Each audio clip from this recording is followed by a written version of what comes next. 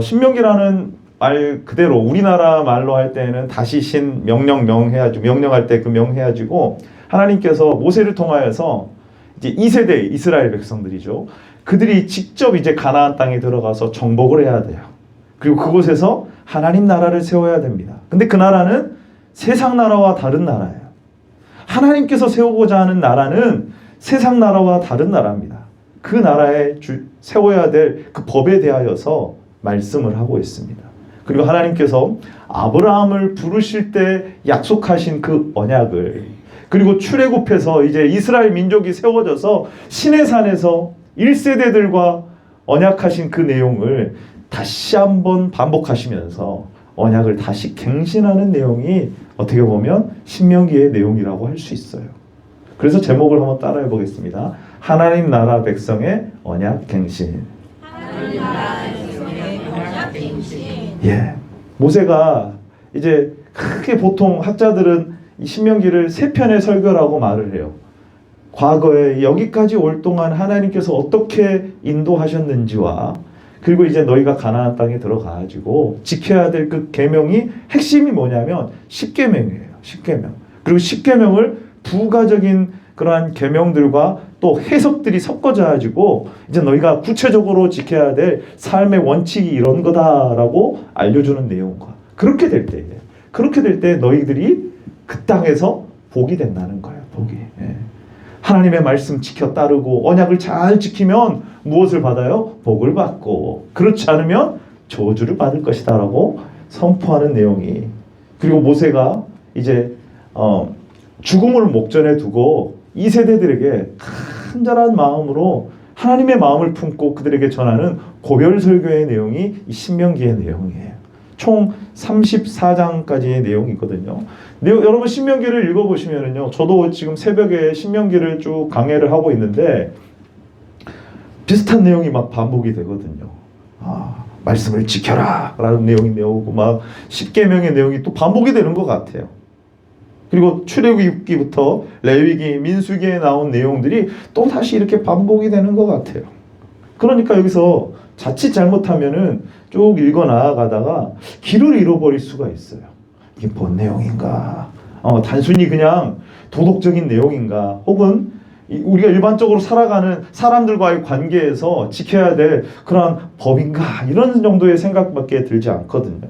그리고 앞에 나온 내용을 또다시 반복한 것인가? 이 정도로 생각할 오해가 있는데, 여러분 그렇지 않습니다. 가나안 땅을 정복해야 되고 그 땅을 하나님의 나라, 세상 나라와는 전혀 다른 성전으로 세워져야 될 그들의 하나님의 나라가 어떻게 세워져야 되는지, 무엇을 중심으로 살아가야 되는지, 그래야지만 정복하게 되고 그래야지만 그 땅을 하나님의 나라로, 하나님이 원하시는 나라로 세워갈 수 있다는 중요한 내용을 담고 있어요. 사랑하는 귀한 성도 여러분, 하나님께서 세우시고자 하는 그 나라는 하나님이 거하실 처소로서의 성전이 중심이 되는 나라인 줄로 믿습니다. 아멘. 그렇기 때문에 꼭 필요한 건 뭐냐면요, 하나님 말씀을 지키는 겁니다.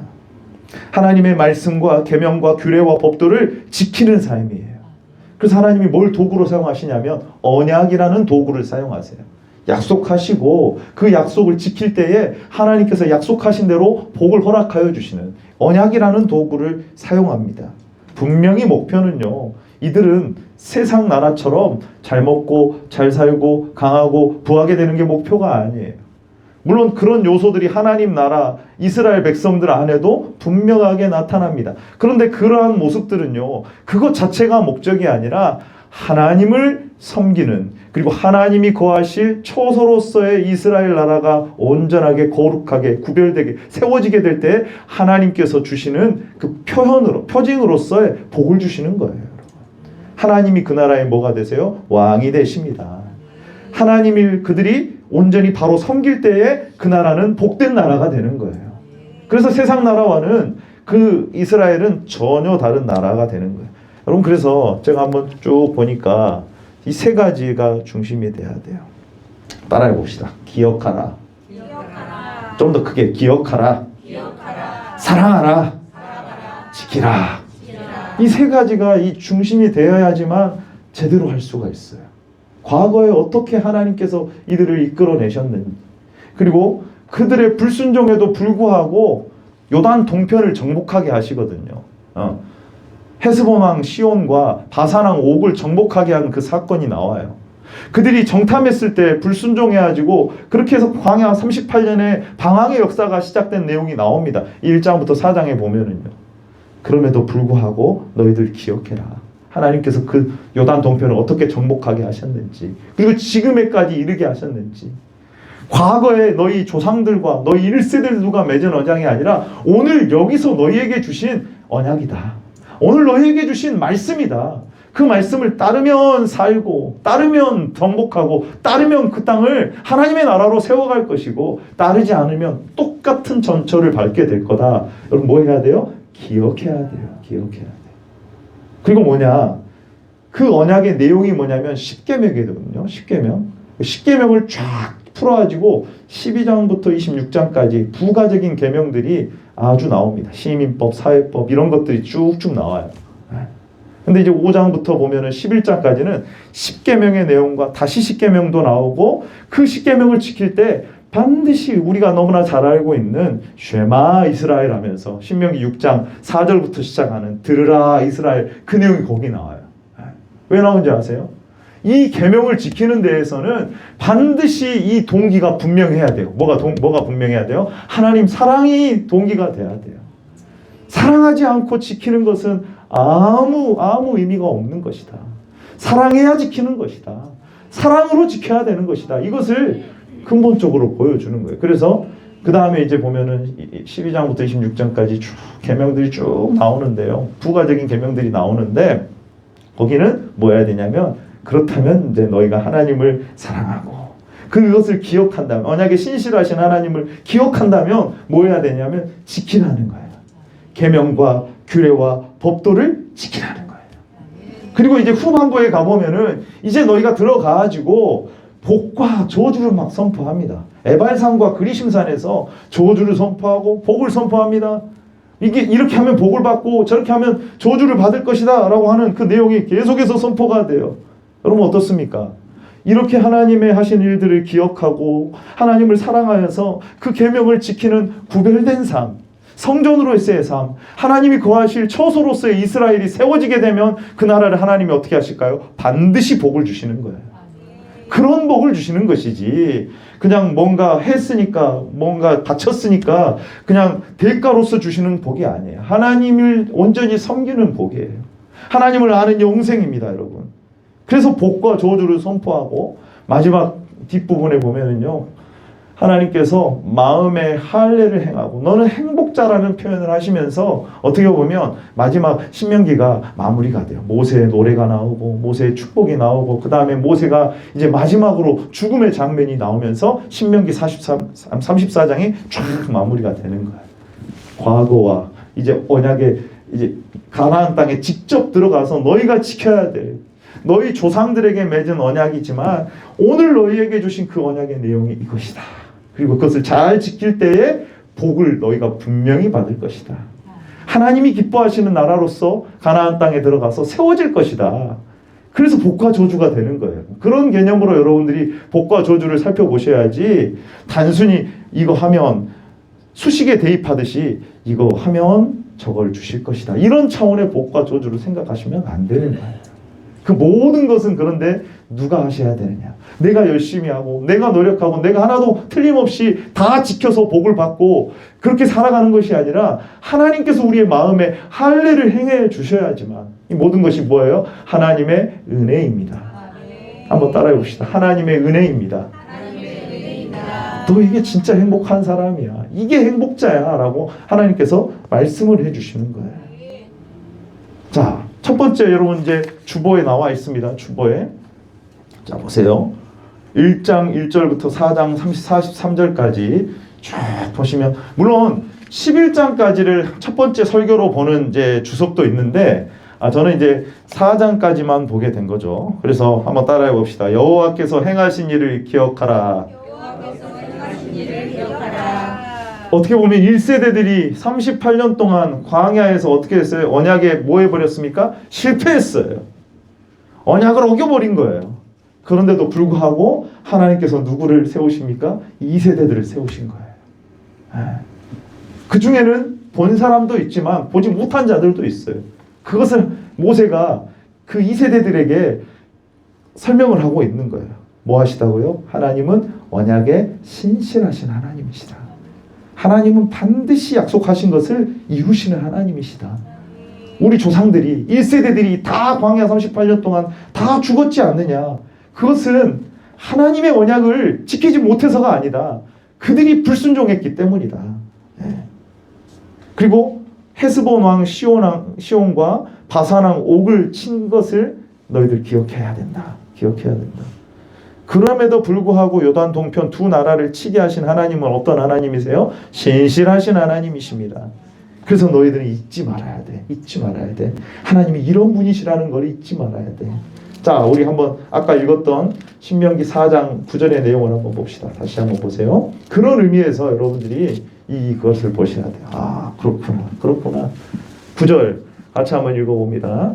시작. 오직 너는 스스로 삼가며 내 마음을 힘써 지키라. 그리하여 내가 눈으로 본 그 일을 잊어버리지 말라. 내가 생존하는 날 동안에 그 일들이 내 마음에서 떠나지 않도록 조심하라. 네, 손자들에게 알게 하라. 아멘. 여러분, 우리도 잊지 말아야 됩니다. 우리도 잊지 말아야 됩니다. 여러분, 내가 경험하지 못했을지라도 성경에 기록된 하나님의 놀라운 신실하신 언약을 지키시는 역사가 지금도 계속되고 있음을 믿는 저와 여러분들 되시기를 바랍니다. 하나님은 신실하신 하나님이세요. 하나님은 살아계신 하나님이십니다. 하나님은 영원하신 하나님이세요. 절대로 허투루 하시는 일이 하나도 없습니다. 우리를 이곳 가운데로 인도하신 하나님은 반드시 그 구원을 이루실 거예요. 그러려면 우리에게 꼭 필요한 건 뭔지 아세요? 언약 갱신의 정신이 필요합니다. 그 바로 앞에 보시면은요, 4장 7절 8절에 보시면은 같이 한번 읽어보겠습니다. 7절 8절 시작. 우리 하나님 우리에게 기도할 때마다 우리에게 가까이 하신 것 같이 의심이 가까이 함으로 얻는 그 나라가 어디 있느냐.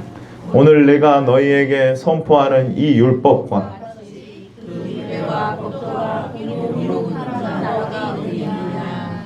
아멘. 모세가 이 율법을 어떤 때라고 말을 하냐면 오늘 내가 너희에게 선포한다라고 말을 해요. 여러분, 이것이요 신명기에 보면은 상당히 많이 나옵니다. 한 13번 정도 나와요. 13번. 4장 8절에서 나오고 11장 8절에서 나오고 11장 13절에 나오고 계속해서 나와요. 그리고 또 한 가지만 더 찾아볼까요? 32장을 한번 펼쳐보세요. 32장. 모세의 노래가 나오는데 46절에 보시면은요, 이게 13번이나 나와요. 오늘 하나님께서 너희에게 명하시니에요. 오늘 하나님께서 너희에게 명하시니. 32장 46절이에요. 자, 또 말씀하는 거예요. 같이 한번 읽어봅니다. 46절 시작. 그들에게 이르되 내가 오늘 너희에게 증언한 모든 말을 너희의 마음에 두고 너희의 자녀에게 명령하여 이 율법의 모든 말씀을 지켜 행하게 하라. 아멘. 할렐루야. 할렐루야. 여러분, 예배 가운데는요 항상 이 언약 갱신이 있어야 돼요. 이 성경에 기록된 역사가요 닫혀있는 역사가 아닙니다. 아니면 옆에 교회에 나오는 역사가 아니에요. 오늘 우리에게 명령하신 그 율법을 하나님의 말씀으로 받아들이고 언약에 신실하신 하나님을 믿는 자들은요 그 말씀을 붙들고 살아가는 거예요. 2세대들이 그렇게 해야 되는 거예요. 여러분, 우리 어떻게 보면 우리도 마찬가지입니다. 2세대 아닙니까? 뭐 그 다음 세대잖아요, 여러분. 그렇다면 이 말씀이 저들에게만, 믿음이 좋은 모세나 뭐 바울이나 다윗과 같은 사람들에게만 적용된다라고 생각하면 이 말씀은 나하고 아무런 상관없는 말씀이 되는 거예요. 여러분, 2세대들도 마찬가지거든요. 저 1세대들이 했던 불순종과 실패를 또다시 반복하는 거예요. 그래서 모세가 오늘 내가 너희에게 명하는 이 율법이다. 하나님께서 오늘 과거의 시내산에서 분명히 너희 조상들과 언약을 맺으셨지만 오늘 너희에게 말씀하실 때에는 다시 지금 언약을 맺고 있는 거다. 여러분, 예배가 그런 거거든요.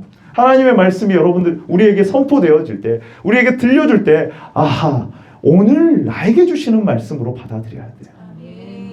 뭐라고요? 오늘 나에게 주시는 말씀으로 받아들여야 돼요.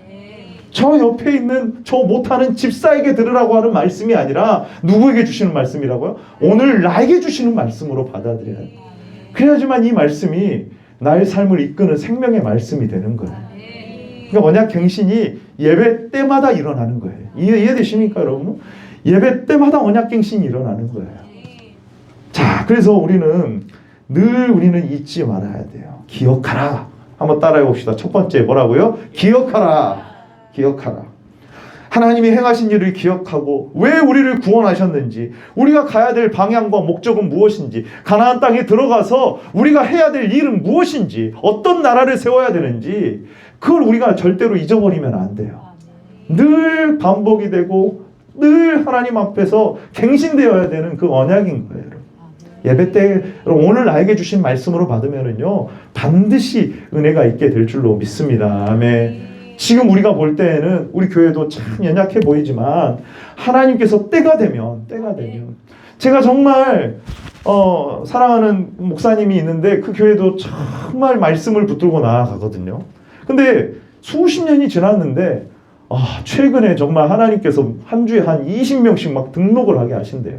부어주시는데 감당을 할 수가 없대요. 숫자를 떠나서. 그전에는 조금씩 됐어요. 여러분, 하나님께서 하나님을 사랑하고 그 뜻대로 순종하는 자들에게 때가 참에 우리가 그릇이 준비되면은 반드시 부어주실 줄로 믿습니다. 아멘. 그때 반드시 우리가 잊지 말아야 될 것은 기억해야 되는 거예요. 기억해야. 하나님은 지금도 우리와 동일하게 언약을 맺으시구나. 내가 그 언약을 어기지 아니하고 그 언약을 붙들고 나아가야 된다. 잊어버리지 말아라. 기억해라. 두 번째입니다. 언약갱신의 내용이에요. 언약갱신의 내용. 그것은 무엇이냐면 십계명입니다. 십계명을 우리가 과연 얼마나 소중하게 생각하고 있는지는 잘 모르겠어요. 십계명을 딱 요약을 하면 뭡니까? 하나님을 사랑하고 이웃을 사랑하는 거예요.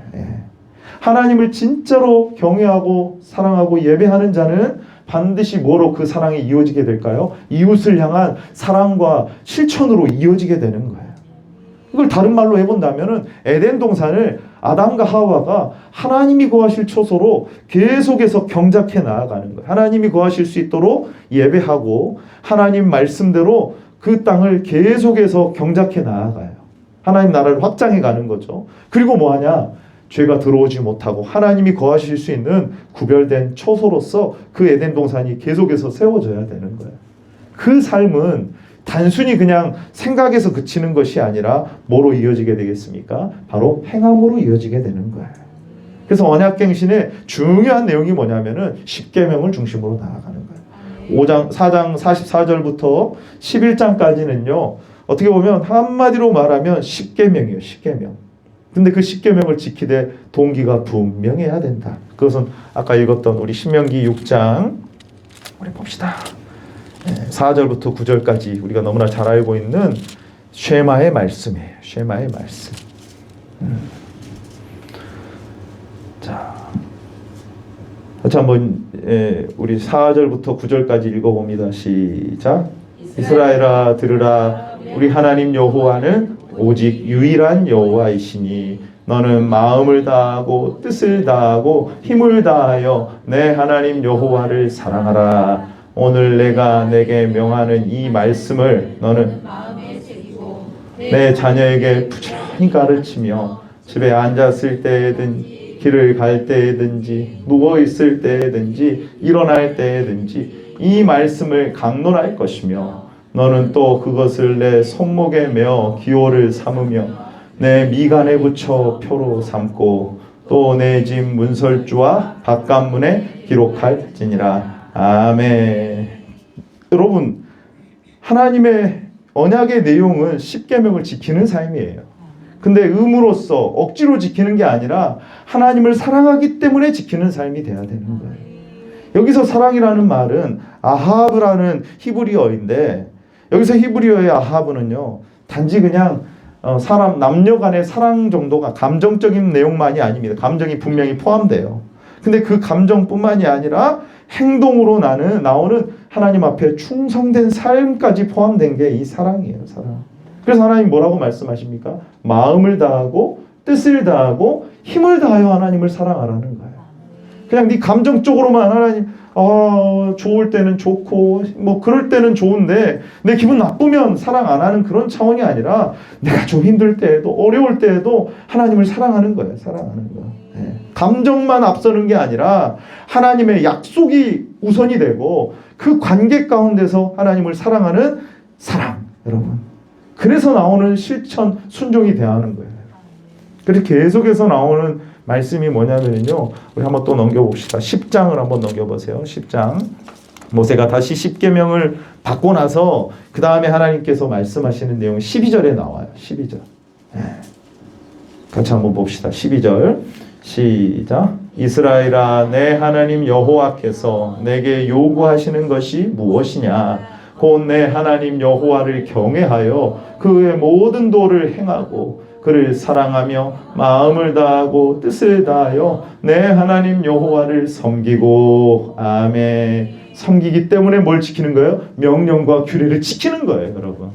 주일 성수 왜 하십니까? 하나님을 사랑하기 때문에 하는 거예요. 11조를 왜 드리세요? 하나님을 사랑하니까 하는 거예요, 여러분. 여러분, 그렇게 사랑하는 자가 하나님을 기쁘시게 하기 위하여서 규례와 계명을 지킬 때 그것이 진정한 복된 삶이라는 것을 이제 12장부터 쭉 보면은 나와 있는 겁니다, 여러분. 그래서 10계명이 이제는 12장부터 보면은 확장이 되거든요. 근데 우리가 좀 잘 이해할 수 없는 뭐 이게 왜 이 내용이 나와 있지 할 수도 있는데, 여기 보면은 어떤 학자는 이렇게 좀 보았어요. 1계명부터 2계명까지는 12장부터 13장 18장절까지 나와 있는 그 내용. 거기 보면은 뭐 좀 요약을 해본다면은 예배에 대해서, 제사에 대해서 나오는데, 너 가나안 땅에 들어가면은 가나안 땅 그 이방 문화는, 이방 종교는 모두 막 그 뭐 푸른 나무 아래에서 뭐 이런 뭐 여러 곳에서 막 하는데, 그리고 나중에 이제 통일 왕국 이후에 분열 왕국에 가면 어떻게 됩니까? 북이스라엘이 여로보암 왕 때 바델과 단에다가 우상을 세워놓고 거기가 하나님의 드리는 전이다라고 하는데, 하나님은 뭐라고 말하냐면 택하신 그곳에서만 예배해야 된다. 한 곳에서만. 물론 이것이 장소만을 의미하지는 않습니다. 자, 잠깐 보십시오, 여러분. 신명기 12장 5절에 잠깐 보세요. 이 장소를 계속해서 한 곳만 말을 해요. 12장 5절 시작. 오직 너희 하나님 여호와께서 두시려고 너희 모든 지파 중에서 택하신 곳인 그 계실 곳으로 찾아 나아가서. 아멘. 1계명이 뭐예요? 하나님만 섬기라. 그리고 2계명이 뭡니까? 하나님 외에 다른 형상 섬기어 절하지 말아라. 이게 다 함께 포함된 거거든요, 여러분. 중요한 포인트는 뭐냐면은 하나님이 그 이름을 두시려고 택하신 곳, 어떻게 보면 성전을 두신 한 곳에서만 예배를 드려야 돼요. 그렇다면 예배도 온전히 그 방식과 그 의미, 성전을 지으신 그 내면에 들어있는, 그 뒤 이면에 들어있는 그 뜻대로 온전히 하나님 앞에 예배 드려야 되는 것이지, 사람들이 생각할 때 이곳 저곳 뭐 그냥 사람들이 편한 대로 하면 되지, 집에 앉아가지고 영상을 보면서 예배하면 되지, 그렇게 말씀하지 않으세요. 불편하더라도 그 나오는 그 과정 가운데 그것조차도 뭐예요? 그것도 예배예요, 예배. 그럼 주일날 여러분들이 나오실 때 몸을 깨끗하게 하고 깨끗한 옷을 입고 마음을 준비하여서 하나님을 경외하는 마음으로 나오는 것 자체가 뭐냐면 그 예배예요, 예배. 예. 그래서 한 곳에서 예배해야 된다. 그 다음에 보면은요, 다른 신을 섬기지 말라고 하면서 13장에 보면은 다 설명할 수는 없지만 선지자나 꿈꾸는 자가 나와가지고 이적과 기사를 보일 때 이렇게 말할 거다. 신의 산에서 너희와 언약을 맺으신, 십계명을 중심으로 말씀을 주신 그 하나님이 아니라 다른 신을 섬기자. 이 신을 섬기면 더 복 받는다더라. 하나님이 말씀하신 방식으로가 아니라 다른 방식으로 섬겨보자. 내가 보았다, 내가 들었다 하면서 그렇게 한 선지자가 있을지라도 그거 따라가면 된다고 안 된다고요? 안 된다고요. 그러면 뭘 중심으로 가야 되겠습니까? 하나님 말씀 중심으로 가야 돼요. 말씀을 통하여서 계시하신 하나님께서 그 하나님을 섬겨야 되는 거예요. 그 하나님을. 그렇지 않으면은 분별이 없는 거예요. 여러분, 이 마지막 시대는요, 말씀 중심이 되지 않으면은요, 유혹에 쉽게 넘어가 버려요. 요한계시록에 보면은요, 사탄을 따르는 자들도 하늘에서 불이 내려오게 하는 일이 일어납니다, 여러분. 지금 사회적인 현상을 보면은요, 그게 지금 거의 가까이 온 것 같아요.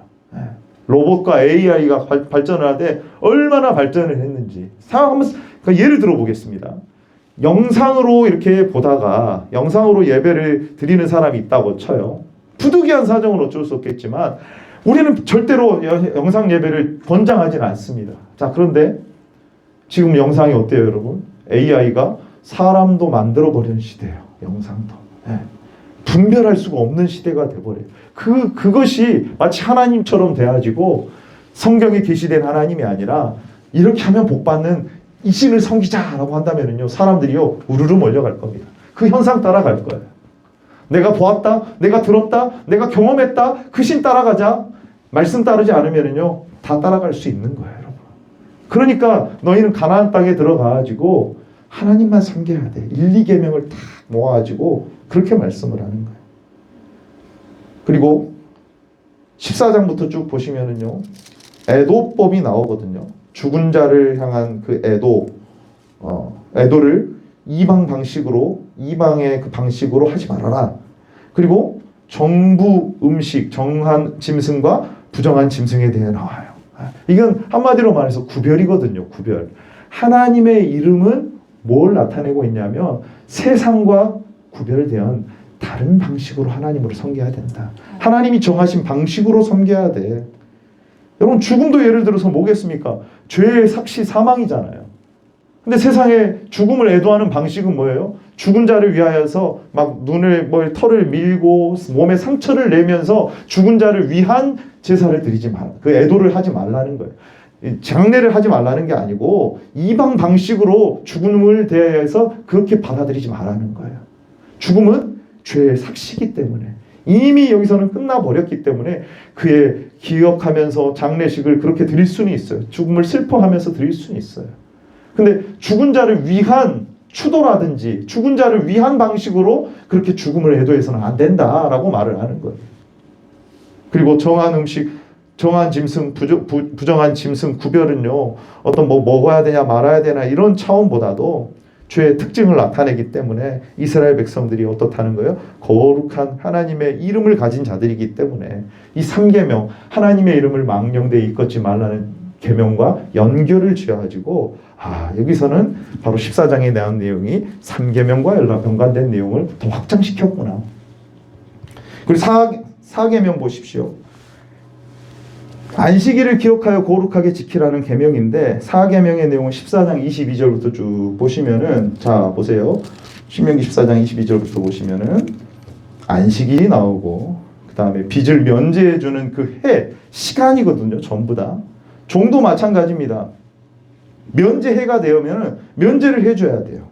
그 다음에 6월절, 그 다음에 이제 6장이거든요. 6월절, 7절, 초막절도 마찬가지예요. 하나님께서 주신 기념하라고, 기억하라고 주신 그 절기들, 이 모든 건 뭡니까, 여러분?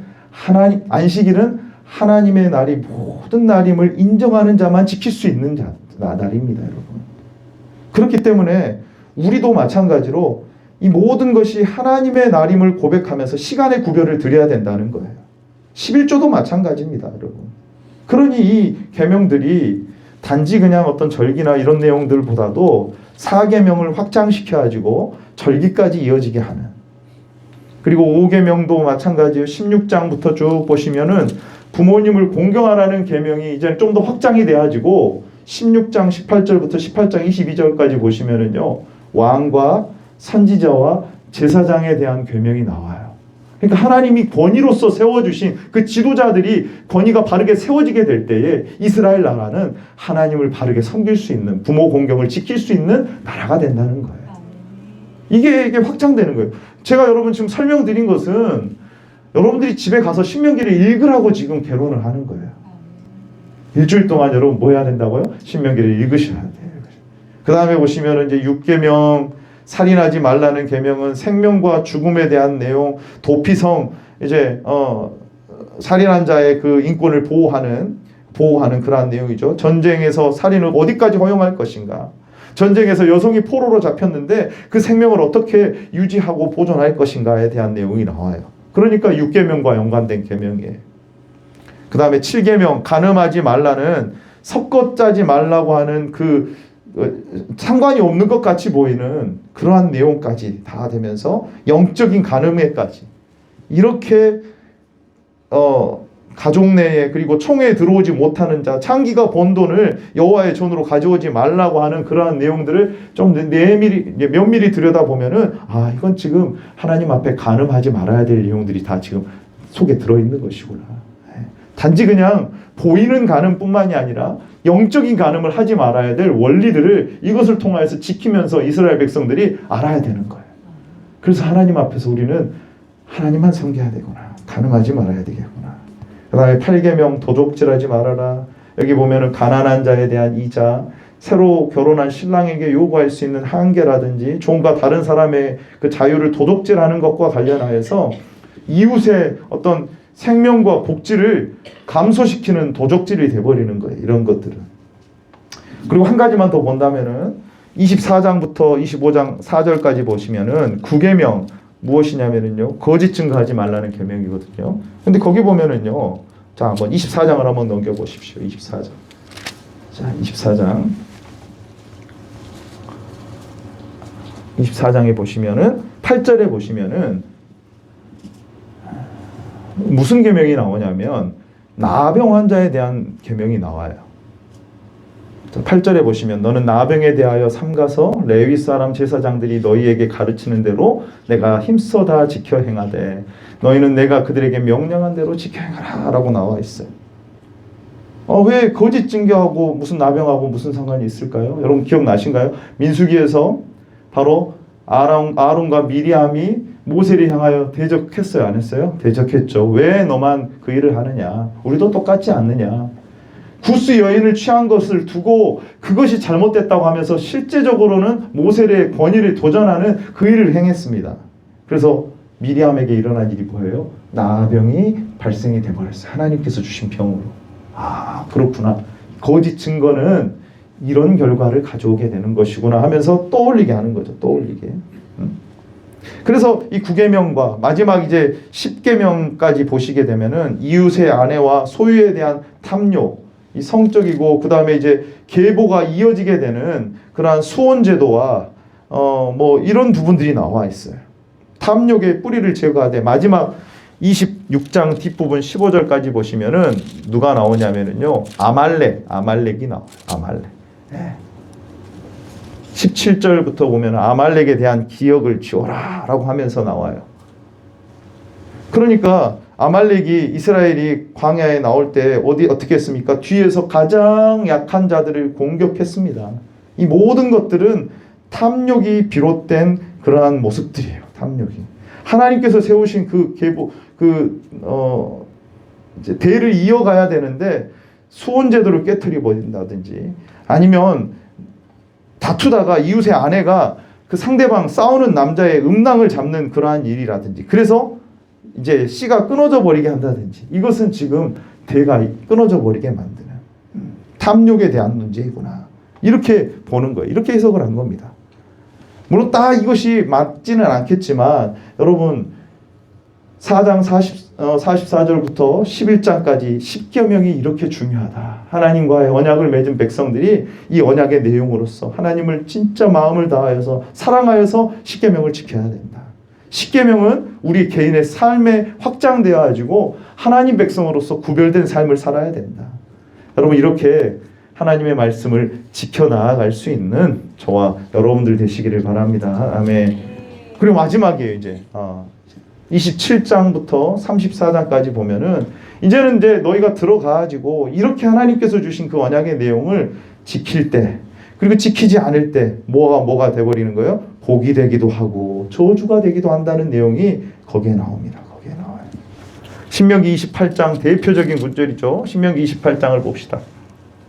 우리 47절 48절의 말씀 아까 읽었었는데 우리 같이 한번 읽어봅니다. 시작. 내가 모든 것이 풍족하여도 기쁨과 즐거운 마음으로 내 하나님 여호와를 섬기지 아니함으로 말미암아 내가 줄이고 목마르고 헐벗고 모든 것이 부족한 중에서 여호와께서 보내사 너를 치게 하실 적군을 섬기게 될 것이니 그가 철멍에를 내 목에 메워 마침내 너를 멸할 것이라. 아멘. 자, 이 복과 저주의 근본적인 내용은 뭐냐면은요, 뭐 했냐 안 했냐, 그래서 복을 받냐 안 받냐 이런 차원이 아니라 섬김의 문제예요. 섬김의. 너희가 하나님을 섬기지 않아서 지금 이방 나라가 와가지고 그들을 네가 섬길 거다. 여러분, 교회도 마찬가지거든요. 교회도 하나님을 바르게 섬기게 되면은 하나님께서 복을 허락하여 주십니다.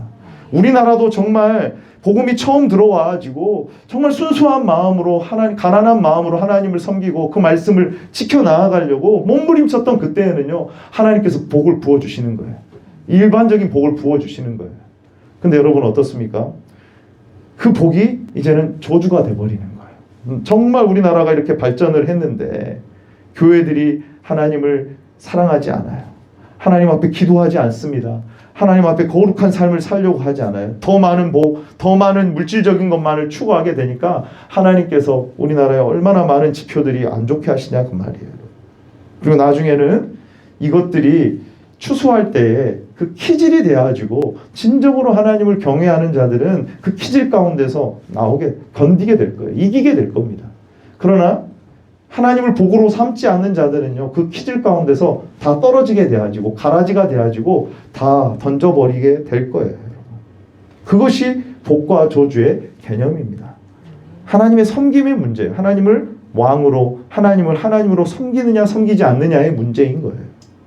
에덴 동산에서도 마찬가지죠. 하나님을 바르게 섬길 때, 선악과를 먹지 않을 때 거기에서 생명나무의 실과를 먹고 영생하는 삶을 살아요.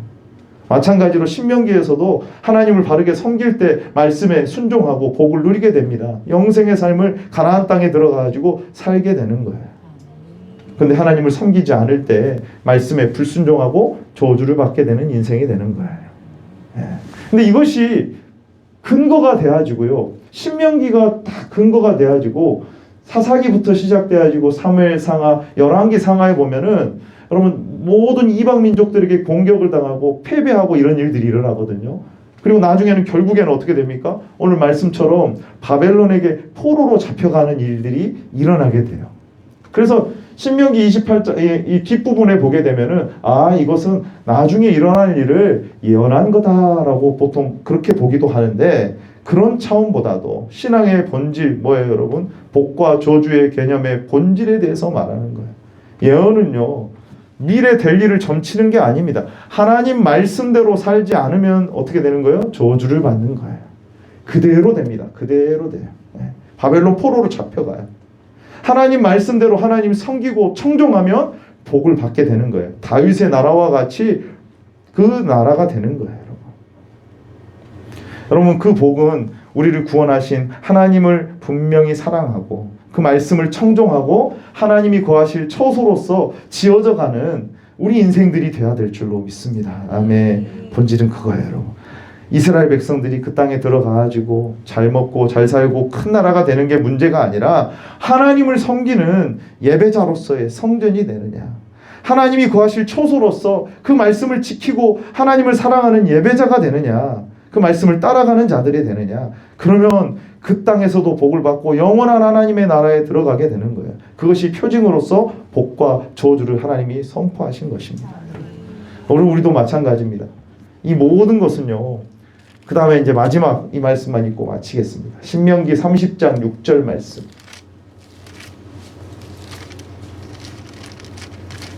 신명기 30장 6절 말씀입니다. 자, 같이 한번 읽어봅니다. 시작. 내 하나님 여호와께서 내 마음과 내 자손의 마음에 할례를 베푸사 마음을 다하며 뜻을 다하여 내 하나님 여호와를 사랑하게 하사 너로 생명을 얻게 하실 것이며. 아멘, 아멘. 언제든지 그렇게 됐더라도 다시 하나님 앞에 돌아와라. 그리고 하나님께서 그때에는 새로운 민족을, 새로운 언약 백성을 세우실 것이다. 그건 어떤 거예요? 마음의 할례를 베풀어 주시는. 오늘 예수 그리스도를 믿고 구원받아 우리를 성전으로 삼으신 놀라운 구원받은 백성의 모습이 뭐라고 나오냐면 하나님께서 마음의 할례를 베풀어 주신다는 거예요. 이것은 우리의 노력으로 되지 않습니다. 이렇게 말씀을 지키고 기억하고 하나님을 사랑하여서 이렇게 지켜나가는 것은요, 우리의 노력으로 되지 않고 하나님의 은혜로 되는 것인 줄로 믿습니다. 아멘. 새겨진 말씀으로 되는 거예요. 그래서 한 구절만 더 찾고 마치겠습니다. 33장이에요. 33장. 모세가 마지막 축복을 할 때 이스라엘을 향하여서 이렇게 선포를 합니다. 29절.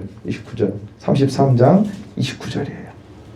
자, 같이 한번 읽어봅니다. 시작. 이스라엘이여 너는 행복한 사람이로다.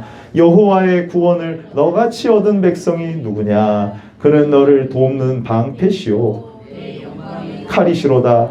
내 대적이 내게 복종하리니 내가 그들의 높은 곳을 밟으리로다. 아멘. 할렐루야. 아멘. 여러분 정리해보자면요, 우리는 뭐 해야 되냐면 반드시 기억해야 됩니다. 하나님, 신실하신 하나님을 잊지 말아야 돼요. 그리고 하나님을 말씀을 따라가는 삶이 복된 삶이라는 것을 여러분들 하나님께서 우리에게 보여주시는데 반드시 그 이면에는 뭐가 있어야 돼요? 사랑이 있어야 됩니다. 하나님 사랑함으로 순종하며 나아가야 돼요. 그리고 하나님께서 우리에게 주신 그 계명들은 우리에게 무거운 짐으로서 주신 것이 아니라 하나님께서 우리에게 할례를 행하셔서 그 하나님을 사랑함으로 어떻게 하면 하나님을 기쁘시게 할 것인가를 우리에게 보여주신 언약 백성의 삶의 모습을 보여주는 거예요. 하나님을 사랑하고 하나님의 계명을 지켜나가며 하나님 섬기기를 기뻐하고 거룩한 삶을 사는 복된 삶을 살아가게 될 때 여러분 이것이 진정한 행복한 사람인 줄로 믿습니다. 아멘. 이 삶이 오늘 우리에게도 날마다 갱신이 되어서 우리에게 주신 그 목적을 따라서 살아갈 수 있는 저와 여러분들 되시기를 예수님의 이름으로 축원합니다. 아멘.